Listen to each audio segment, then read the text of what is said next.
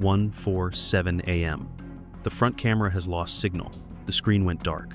There are no longer any clear images showing what was happening inside Nancy Guthrie's house. The next 41 minutes were almost completely silent. No witnesses, no camera angle, no visible movement from the outside. But there is one thing that is believed to continue recording data. Not a camera, not a phone. It's actually a small medical device that works inside Nancy's body.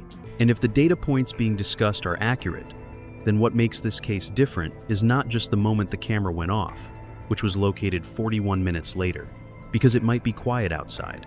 But inside the human body, the data can continue to reflect biological responses. In this video, we'll break down all 41 minutes into 4 layers of data: camera, biology, move, and connect. This video is for reading only, public data and put it back together timeline, without concluding who is right or wrong or accusing anyone. If you came here to listen drama, you can exit now, or if you want to logic. If you want to examine each camera sensor device signal and initial investigative response to understand what's happening, then stay. Before discussing equipment or timelines, it's necessary to return to Nancy Guthrie. This is something easily overlooked when a case becomes overwhelmingly detailed with technical information. Cameras, signals, equipment, time. Each detail gradually transforms the person at the center of the story into a mere name in the investigation file. But Nancy wasn't a case study for the internet to decipher. She was a mother, an elderly woman with very ordinary habits, returning home at the end of the day, closing the door, preparing for a quiet evening like any other. A brightly lit house, a familiar routine, a night that from the outside showed no signs that a few hours later, everything would become the focus of unanswered questions. It is precisely this commonplace nature that makes the data in this case feel more weighty to many viewers. Because if the publicly available information about the medical equipment and data points is accurate, then what is being analyzed is not just technical signals or numbers on a screen. It is the human body's reaction during a period when almost all external visual information disappears from public view. That's also why this video has to go slowly. No exaggeration, no turning fear into shock value, and no drawing conclusions beyond what the data actually shows. Because in complex cases, the data itself doesn't tell the whole story. What matters is how people read, compare, and put each detail in its proper place. A number, if misinterpreted, can create unfounded speculation, but if placed in the right context, it can help open up a clearer view of what happened in the dark corners of that timeline. Many people often think that cardiac monitoring devices have only one function to help maintain a stable heart rate. But with many modern devices, their capabilities are far more complex. Some systems can record data related to the body's biological activity, how heart rate changes when abnormalities occur, the degree of fluctuation over a certain period, or the body's activity level through integrated sensors. Technically, modern devices like pacemakers or vital signs monitors don't just function, they possess an independent buffer. This means that even when disconnected from home monitoring systems or the internet, the device continuously records heart rate fluctuations and bodily activity into its internal memory, much like a biological black box, waiting for the data to be extracted later. That doesn't mean the device can recount the whole event. It can't read minds, nor can it draw conclusions about what happened. But it can leave a biological record of a moment when the body reacted unusually. And this is the point that drew a lot of attention in the Nancy Guthrie case. In the context of external cameras, allegedly losing image at a critical moment, biological data, if it exists, and is as accurate as publicly stated sources, could become one of the few layers of data that continue to function within that void. If the camera captures what's happening outside the house, then the biological data can reflect how the body reacts inside. Not speculative emotions found on the internet, but measurable physical responses, changes in heart rate, shifts in bodily states, or the appearance of signs of biological stress over a specific period. And it is here that a question begins to arise. If the timing of the aforementioned biological data fluctuations coincides closely with the time the camera lost signal, is this merely a coincidence in timing? Or are there two independent layers of data pointing to the same moment that the public hasn't yet fully grasped? According to information mentioned in the transcript and publicly available sources, approximately 1:47 a.m. is considered one of the most significant points in the entire timeline. The camera is believed to have recorded movement in the area in front of the house. After that, the images no longer appeared in the normal way they had before.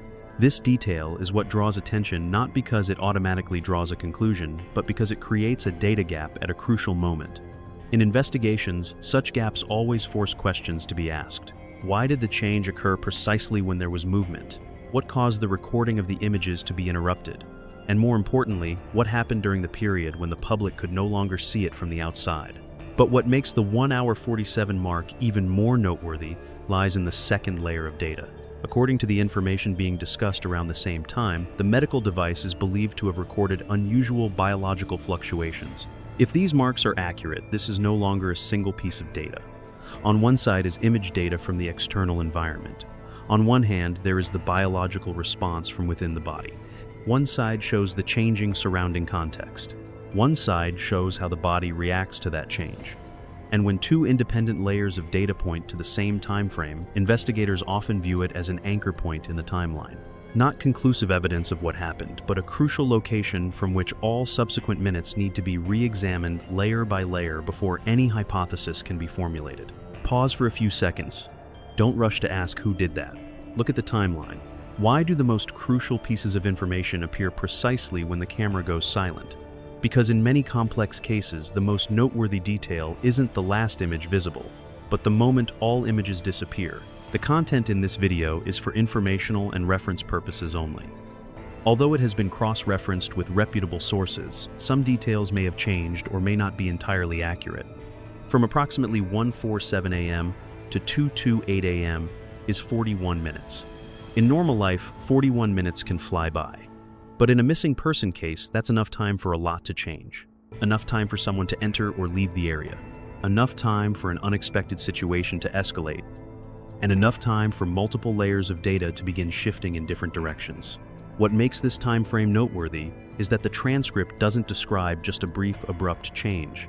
According to what's being discussed, the biological data is thought to go through several phases: initial response, prolonged stress changes in movement, and finally, the connection to the home monitoring system ceasing at approximately 2:20 a.m.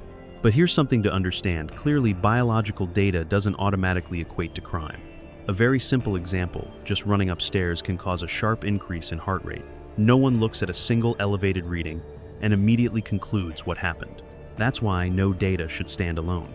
To understand those 41 minutes, all the layers of information must be considered together the moment the camera lost. Signal, biological fluctuations, motion data, and the connection points stopped.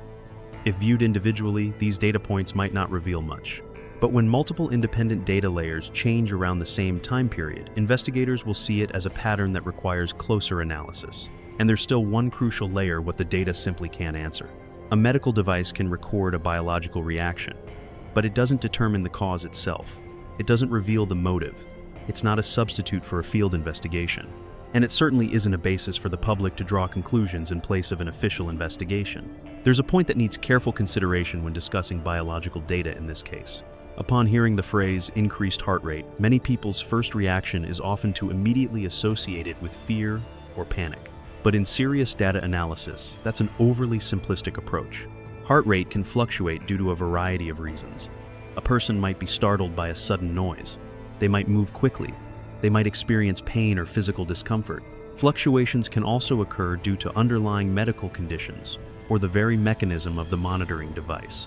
Therefore, a single increase in heart rate is not enough to account for everything that has happened. That's why this type of data only truly becomes meaningful when placed alongside other data layers within the same timeline. The moment the camera changes state, signs of movement, if any, the period of time the connection is still active, changes in movement patterns or biological responses were observed repeatedly. And finally, the moment the signal stops. This is how data investigation typically works. No single piece of information stands alone. Each data point is just a tiny fraction of the whole. But when multiple independent layers of information begin to point toward a similar timeline or behavioral pattern, the investigator will take notice as a signal that warrants further analysis. That doesn't automatically draw a definitive conclusion, but it could suggest this wasn't a perfectly normal night, not a single incident that could be immediately explained by a simple cause, and not the kind of data that typically emerges in situations where things quietly go on without leaving any noticeable ripples. However, a clear distinction must be made between remarkable data and definite conclusions.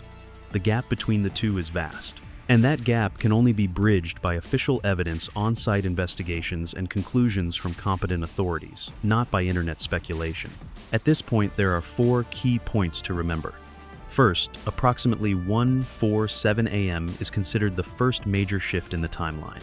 Second, the camera loss is noteworthy because it is believed to have occurred nearly simultaneously with an unusual biological fluctuation.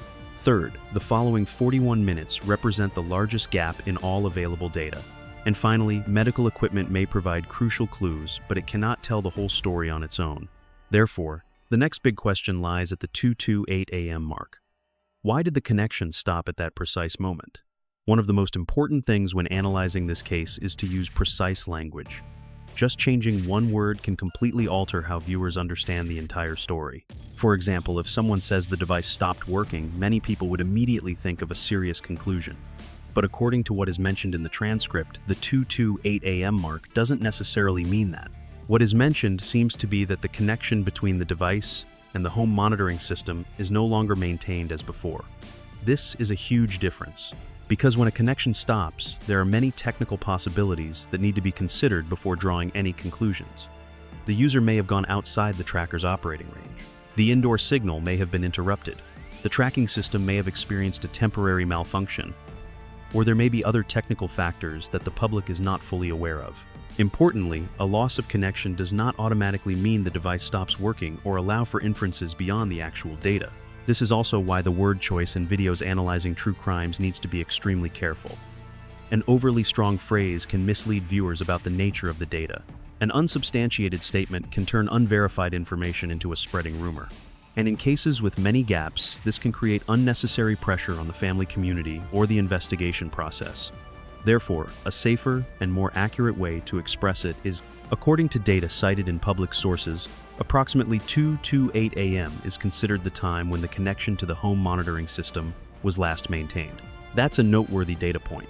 However, its precise meaning still needs to be assessed through technical analysis, full documentation, and verification from the relevant authorities. One of the parts that attracted the most public attention in the transcript was the data related to movement. According to what was mentioned, the device can record differences between various body movement patterns. Simply put, the movement pattern of a person walking normally on their own may differ from the movement that occurs when the body is subjected to other stimuli. But this is also the part that needs to be approached with the utmost caution, because sensor data isn't video. It doesn't provide live images or allow you to see what happened. It only creates data patterns of movement, and those patterns need to be analyzed by experts in the right technical context. If a device detects unusual movement, that could be a noteworthy sign. But that sign alone isn't enough to draw a definitive conclusion. It needs to be considered alongside multiple layers of data, possible travel distances within that time frame, when the connection was interrupted, area camera data, phone signals, vehicle activity, and physical evidence from the scene. This is how factual investigations work. No single sensor can tell the whole truth on its own. But when multiple independent layers of data begin to point toward a similar pattern, investigators will view that as a signal that needs further examination. What makes many people uneasy isn't a single device or technical specification, but rather the possibility of a series of data changes occurring consecutively in a very short period. If those data layers are truly related, then the incident is no longer just an unexplained gap in the timeline. It could reflect that many events occurred continuously over a period of time when virtually no clear external images were recorded. Let's look at those three numbers again: 1:47:2:28. 41 minutes. These aren't just times on screen, they're the skeleton of the entire timeline. All the crucial data revolves around those 3 points. Missing them means not only losing detail, but losing the logical understanding of the whole affair. Beyond device data and timelines, the transcript also mentions another layer that has drawn much attention: DNA. And this is where the story shifts from just technology or sensors to another equally important element: the investigation process. In complex missing person cases or crime scenes, DNA isn't simply a matter of yes or no. More importantly, it's about the quality of the sample, whether there's enough material for analysis, what technology is used to process the sample where it's sent, who is responsible for the analysis, and how long the entire process takes. A small, diluted, or degraded biological sample may require more specialized technology and longer processing times for accurate reading. In such cases, processing speed becomes extremely important, not because speed automatically guarantees answers, but because in investigations, time always means data is disappearing. The camera footage may be overwritten after a few days. The witness began to recall details incorrectly. The electronic signal is no longer complete. The field environment changes over time, and when multiple agencies are involved in a major case, the ability to coordinate between them becomes particularly important. This doesn't mean assigning blame to any particular individual or organization. It simply illustrates a reality in modern investigation. Evidence not only needs to exist, it needs to be processed correctly at the right time and using the right methods. Because sometimes the difference between a missed detail and a major breakthrough isn't whether the data exists or not, but rather the speed and manner in which people read that data before time fades everything away. One problem arises in almost every publicly monitored event. The internet is very good at connecting disparate details, but its ability to distinguish between a real signal and noise isn't always accurate. A timeline can be exaggerated beyond its actual meaning. A technical detail can be misinterpreted, simply due to a lack of specialized context. A person can be drawn into suspicion simply because their name appears near the timeline. And sometimes a compelling theory spreads much faster than the process of verifying the facts. That's also why the Nancy Guthrie case resonated so strongly with many viewers. The data presented sounded compelling: camera footage, medical device signals, DNA, the timing of the disconnection gaps in the timeline. When all of it was put together, it easily gave the impression that the answer was right in front of them. But actual investigations don't operate on intuition. It operates through verification. Data must be verified for its source and accuracy. A hypothesis must be capable of being challenged or refuted if new facts emerge. And a serious conclusion must stand the test of legal analysis and expert investigation, not just the emotions of social media or internet commentary. Therefore, when looking at a case with many gaps, the most important question is not which hypothesis is the most shocking or which detail sounds the scariest. Instead, it is which hypothesis explains the most layers of data without pulling the data further than what it actually reveals. That's a very important line between analysis and inference. Because when emotions begin to override data, the internet can easily turn a search for truth into a series of hasty conclusions, and that's often when innocent people are the first to suffer. At this point, the clearest thing is not a complete answer, but rather a timeline with many gaps that need to be verified. Around 1:47 a.m., the camera allegedly lost image at the same time that the biometric data showed significant fluctuations. This was followed by 41 minutes with almost no clear images from outside. And around 2:28 a.m., the connection to the home monitoring system was reportedly lost. The rest remains a gap that only a formal investigation can clarify. But this incident highlights a crucial point in today's data-driven age. The truth isn't always found in a camera or a clear video clip. It could be in the signal, the sensor, the timing of a connection change, or a tiny biological trace invisible to the naked eye. And sometimes the quietest things are the ones that retain the most information. In your opinion, which milestone is more important in this entire timeline? A 1:47 a.m., when the camera lost signal and the biometric data is believed to have started to change. B 2:28 a.m., when the connection to the home monitoring system was no longer maintained. Comment A or B, but include a reason based on data and timeline, not just emotion. Because sometimes, how we interpret a timeline can completely change our understanding of the event. In the next section, we'll move away from the device data layer and into an even more complex area, DNA and biological sample processing. And this is where many people are most likely to misunderstand. Because in real-world investigations, the question isn't just is there DNA, but rather is the sample of sufficient quality? How long does it take to process, and what could happen if the first few hours are delayed? In part 2, we will analyze 3 specific points. How does the quality of biological samples affect the direction of the investigation? Why can data processing speed change the entire timeline? And why, with just a 4-8-hour delay, cameras, signals, and surrounding traces can begin to disappear or change? Because sometimes in complex cases, what decides everything isn't the moment the camera goes off, but how those small remaining clues are read before time erases them.